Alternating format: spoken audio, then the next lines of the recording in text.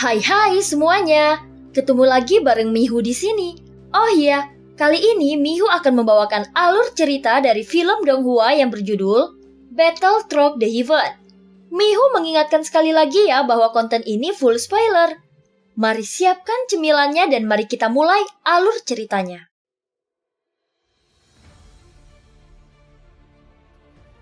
Melanjutkan dari kisah sebelumnya. Saat ini sepertinya sikap suara dari Kampan bisa dirasakan. Masih harus menundukkan kepalanya di depan tahanan roh. Lagi pula jaringan sutra jiwa hanya bisa menjebak tahanan roh dan tidak ada hubungannya dengan itu. Sejak kematian yang mulia, tahanan roh masih ada. Yang cukup untuk menunjukkan bahwa tahanan roh telah mencapai tingkat keabadian. Merobek lembah angin di alam dewa kuno dan iblis. Dimiliki oleh sebuah sekte di sana. Dan ras iblis yang berbeda di belantara selatan dari alam iblis. Berbeda berjuang untuk itu. Dunia pegunungan dan lautan ditempati oleh ras yang disebut cincin Zilong. Hanya ini yang aku tahu. Itu cukup detail. Ucap suara dalam kehampaan tidak menyembunyikannya. Dia hanya bisa dengan patuh menawarkannya.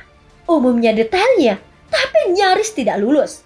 Tahanan roh seperti hakim ketua hanya sedikit puas tetapi tidak terlalu puas. Jangan memaksakan dirimu terlalu keras. Tepati kata-katamu dan cepat cabut batasannya. Menghadapi kata-kata menghina tahanan roh, suara di bawah Kampan akhirnya mencapai batas kesabaran dan mau tidak mau meraung. Jangan gelisah, jangan tidak sabar. Karena aku berjanji, aku pasti akan membantumu. Tapi, tahanan roh tiba-tiba terdiam. Tapi apalagi yang kau inginkan? Bicara dan kentut masih sama seperti sebelumnya. Ibu mertua menyebalkan. Suara dalam Kampan terdengar dan tidak tahan siksaan dari tahanan roh. Tapi, kau harus menunggu.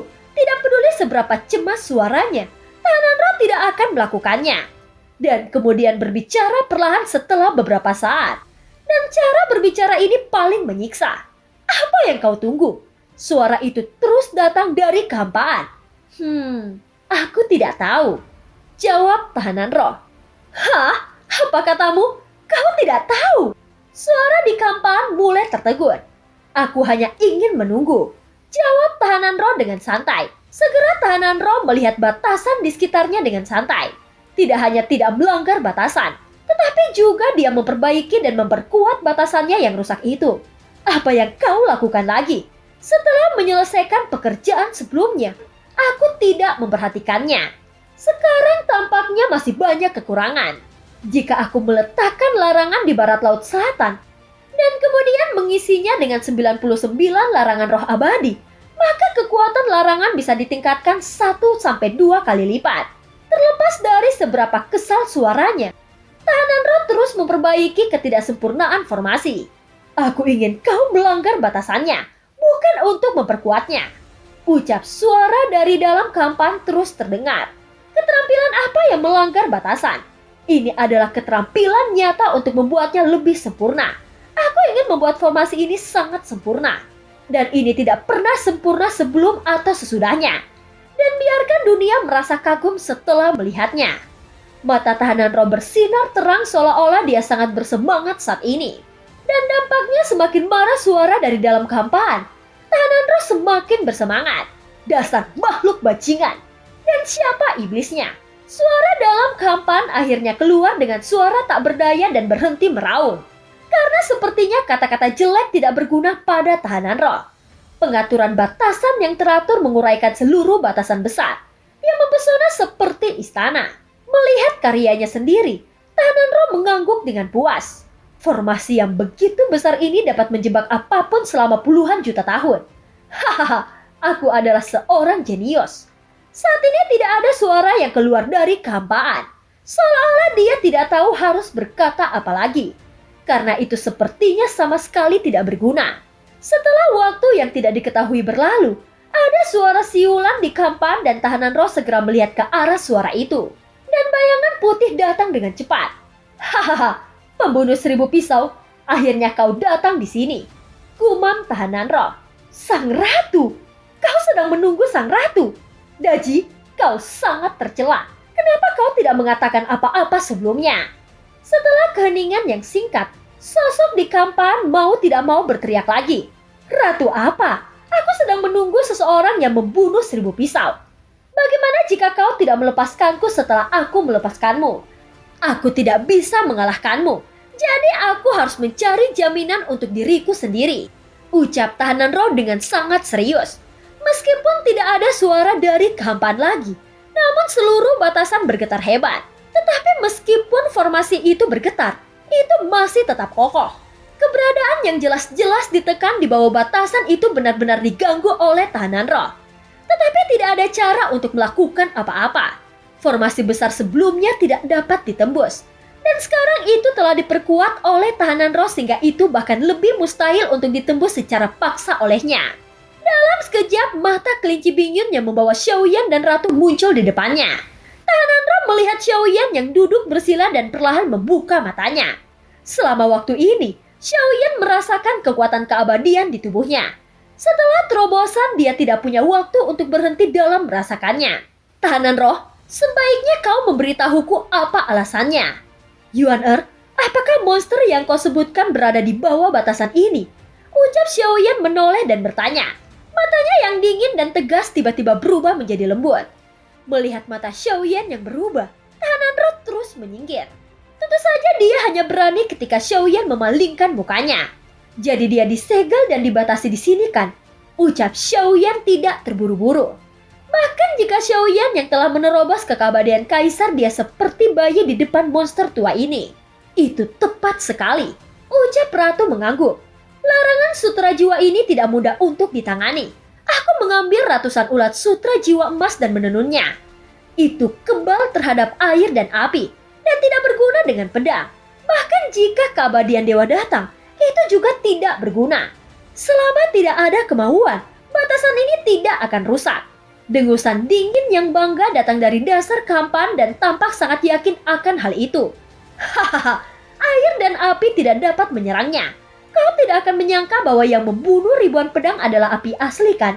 Dan kau serta makhluk fana lainnya tidak akan dapat menahan api dewa. Ucap tahanan roh sambil tertawa liar. Dan tidak ada suara dalam kehampaan. Kau bisa mengeluarkannya. Tahanan roh, apakah kau bisa mengeluarkannya?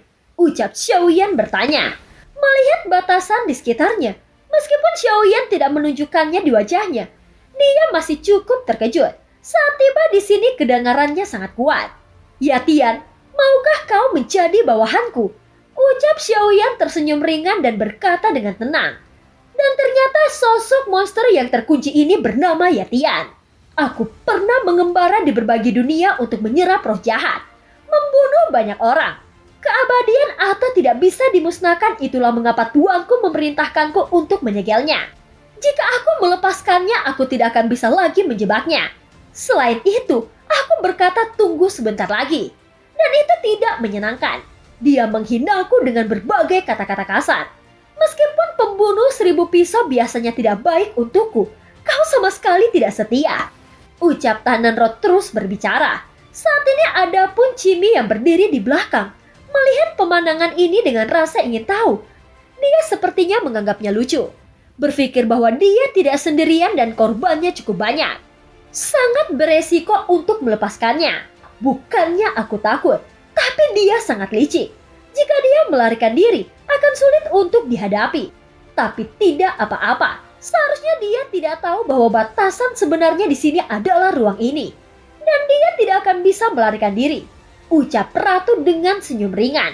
Itu juga pertama kalinya Xiaoyan melihat formasi besar yang dibentuk oleh struktur pengekangan yang begitu sempurna. Meskipun objek yang ditekan tidak dapat dilihat, hanya dengan melihat pengekangan seperti itu, sulit membayangkan betapa menakutkannya monster ini. Apa yang kau katakan pembunuh 1000 pisau? Membuka kunci pembatasan. Meskipun aku tidak begitu ingat apa itu pasti sangat mengerikan dan tidak boleh dilepaskan. Ucap tahanan roh buru-buru. Dasar daci bajingan. Kau sangat tercela. Aku telah mengungkapkan petunjuknya kepadamu. Mengapa kau mengingkari janjimu? Kupikir kau yang harus disegel. Kau sangat tercela dan penuh kebencian. Kau seperti ini sebelumnya dan masih seperti ini sampai sekarang. Ucap Yatian masih terus melanjutkan pemboman terus-menerus di tengah formasi. Tahanan roh, lepaskan batasannya. Sementara tahanan roh berbicara sendirian, Xiaoyan tiba-tiba berkata, "Pembunuh 1000 pisau, dengar, dia telah mengancamku." Tahanan roh memandang Xiaoyan dengan serius. Meskipun dia berkata seperti itu, tetapi matanya mengungkapkan bahwa dia selalu menjaga Xiaoyan. "Pembunuh 1000 pisau, ada yang tidak masuk akal yang ingin menjebakku di sini." Dia bersikeras memaksaku untuk mencabut batasan. Dia pasti berpikir bahwa pembunuh 1000 pisau membutuhkanku. Jadi dia mengundangmu untuk datang ke sini, ucap tahanan roh. Ratu tertawa 2 kali dan menutupi mulutnya lalu membuat suara seperti lonceng perak. Tahanan roh tercengang saat mendengar kata-kata itu, lalu menatap Xiaoyan dengan curiga, seolah-olah dia tidak percaya. "Menjadi bawahan Kaisar Keabadian, Junior, apa yang kau pikirkan?" Monster bernama Yetian di bawah kampan menderu dingin dan berbicara dengan menghina. "Dasar gila, pembunuh 1000 pisau, iblis ini tidak akan mendengarkanmu sama sekali. Selama kau melepaskannya, dia akan segera kabur. Aku tidak mau menerimanya sebagai adik laki-laki. Dengarkan saranku," ucap tahanan roh tampak sangat cemas. Namun di mata Xiaoyan, kecemasan semacam ini bukan karena dia takut pada iblis, tetapi karena dia khawatir jika iblis ada di sisi Xiaoyan, statusnya tidak akan terjamin. Xiaoyan merentangkan lengannya menjentikan jarinya dan seberkas api bercampur 3 warna keluar dari ujung jarinya. Api itu berkedip dan jatuh, dan jaring sutra tipis yang menutupi tahanan roh tiba-tiba menyala lalu berubah menjadi bubuk. "Pembunuh 1000 pisau, monster ini benar-benar tidak boleh dilepaskan. Itu adalah monster yang keluar masuk. Aku ingat itu. Itu disebut Yetian dan itu adalah iblis." Tiba-tiba mata tahanan roh menyala dan dia menemukan ingatannya yang hilang. "Ayo kita pergi. Jangan khawatir. Batasannya aku siapkan khusus untuknya lebih kuat 10 kali dari sebelumnya." Kalau dipikir-pikir, kecuali aku tidak akan ada yang bisa melanggar batasan ini, ucap tahanan roh dan itu berubah menjadi tamparan besar dan kecil. Kemudian dia mendarat di bahu Xiaoyan. "Ayo pembunuh 1000 pisau, iblis ini tidak bisa kita lepaskan. Bantu aku menyingkirkan batasan sutra jiwa," ucap tahanan roh. Dan kemudian cahaya di matanya tersapu. Dan dengan mata telanjang, batasan sutra jiwa tidak terlihat muncul lagi. Xiaoyan langsung mengerti apa yang dimaksud sang ratu. Tidak mungkin untuk melarikan diri, karena Yang Mulia telah mengaturnya dengan benar. Dan tujuan akhirnya adalah memasuki panci penataan jiwa yang telah disiapkan oleh Yang Mulia. "Tidak masuk akal. Daji, tolong jelaskan bahwa kita telah bekerja sama. Dan siapa yang tidak masuk akal?" Suara Yetian menunjukkan tidak keberatan tetapi dengan marah menegurnya. Setelah setengah batang dupa, awan ungu hitam melayang kembali. Dan setelah melihat Xiaoyan dan yang lainnya, awan hitam itu melayang lagi. Tetapi tidak butuh waktu lama untuk muncul kembali. Tahanan roh melihat pemandangan ini dan berpikir itu sangat aneh. Meskipun nafasnya sangat mirip, bau jiwamu tidak benar. Mungkinkah kau bereinkarnasi setelah kematian? Ucap Yetian. Dia sepertinya merasakan jiwa Xiaoyan dengan hati-hati sebelum benar-benar bereaksi. Teriak Yetian tiba-tiba dengan panik mulai mencari dan seluruh awan mulai mengambang. Ratusan kaki, ribuan kaki semakin besar dan sangat besar, seolah-olah ingin mengisi seluruh kehampaan.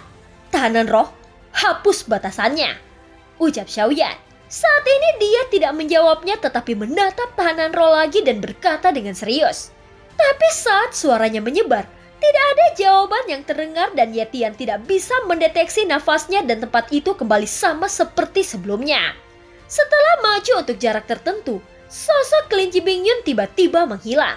Tetapi Yetian tidak dapat menemukan jalan keluar sama sekali. Kehampaan ini seperti lingkaran tanpa celah. Bagaimanapun bentuknya selalu ada di lingkaran ini.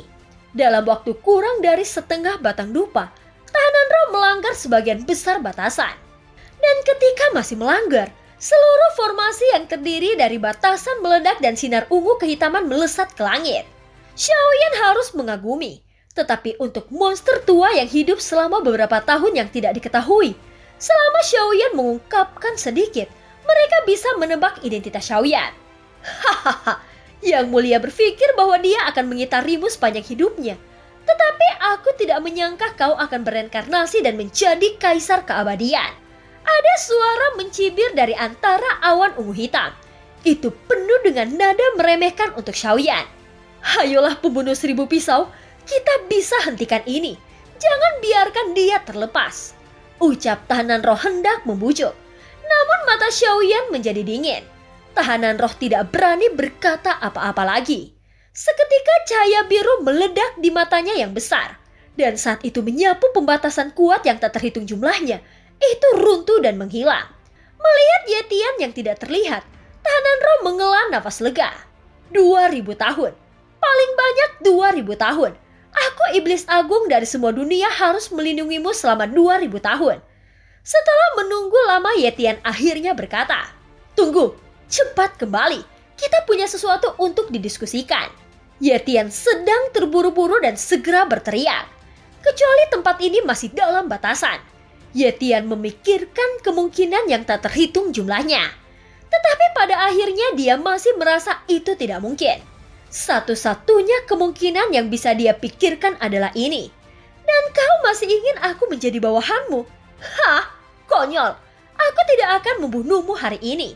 Tapi itu semua karena gadis di sebelahmu. Aku akan datang untuk menemukanmu lagi dalam 1000 tahun. Pada saat itu, dendam baru dan lama kita akan dihitung bersama. Setelah suara Yetian jatuh, tubuh aslinya tidak dapat dilihat di dalam awan dan kemudian terbang menuju ujung kehampaan dengan kecepatan yang sangat cepat. Yang mulia Zusang. Yetian menggertakkan giginya dengan suara rendah. Alasan mengapa dia disegel di sini sebenarnya itu telah diperhitungkan oleh Yang Mulia. Tetapi dia tidak menyangka itu akan dihitung sekarang.